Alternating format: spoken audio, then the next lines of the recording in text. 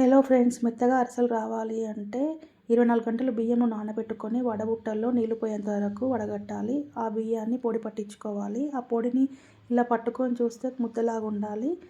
దానికి సరిపోయేటువంటి బెల్లాన్ని తీసుకొని కొన్ని నీళ్లు పోసుకొని కరిగించుకోవాలి. కరిగినటువంటి బెల్లాన్ని వేరే గిన్నెలో వడబోసుకోవాలి. ఎటువంటి చెత్త లేకుండా ఉంటుంది. ఇది పాకం వచ్చేంత వరకు మీడియం ఫ్లేమ్లో పెట్టుకొని కలుపుకోవాలి.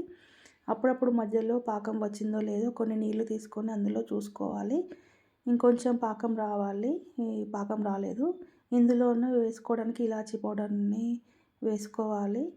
మళ్ళీ ఒకసారి ఒక 5 నిమిషాల తర్వాత మళ్ళీ చూసుకున్న తర్వాత కొంచెం ఈ విధంగా పాకం అనేది రావాలి. ఈ విధంగా పాకం వచ్చిన తర్వాత బియ్యపు పిండి, అరిసెల పిండి ఉంటుంది కదా, ఆ పిండిని వేసుకొని కలుపుతూ ఉండాలి. ఉండలు లేకుండా కలపాలండి. అలా కలిపితేనే అరిసె అనేది మంచిగా వస్తుంది.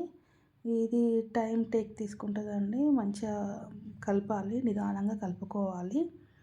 స్టవ్ బంద్ చేయాలి. కలుపుతూ ఉంటే ఉండలు లేకుండా మృదువుగా బాగుంటుంది. ఇలా కలిపినటువంటి పిండి కొంచెం జారుడుగా ఉండాలండి. మరి గట్టిగా అయ్యేంత వరకు కలపొద్దు. ఈ విధంగా ఉండాలి, జారుడుగా. గట్టిగా అయ్యేంత వరకు ఉంటే స్వీట్నెస్ అనేది తక్కువ ఉంటుంది.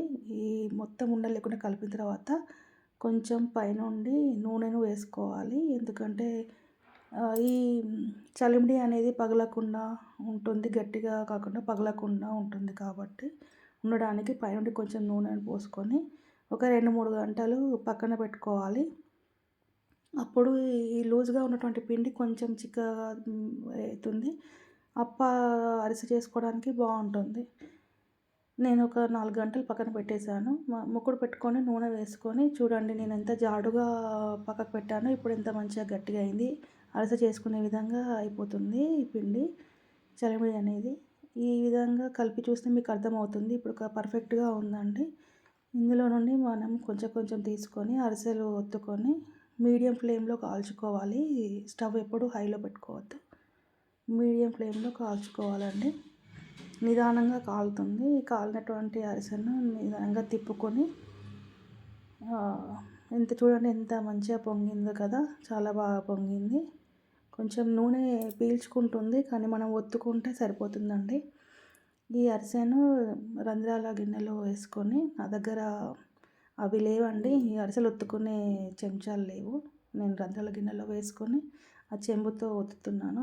లోపల ఉన్నటువంటి నూనె అంతా పోవడానికి, పీల్చుకున్న నూనె పోవడానికి మరీ గట్టిగా ఒత్తొద్దండి.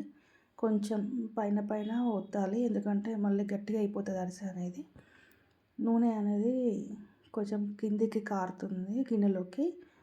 ఆ అరిసెను తీసి పక్కన పెట్టుకోవాలి, ఆరబెట్టుకోవాలి. ఒకదాని మీద ఒకటి పెట్టుకుంటే మెత్తగా అయిపోయి బాగుండవు. కొంచెం ఆరితేనే అరిసెలు బాగుంటాయి. కొందరు నువ్వులు వేసుకుంటారు, మేము గసగసాలు వేసుకుంటామండి.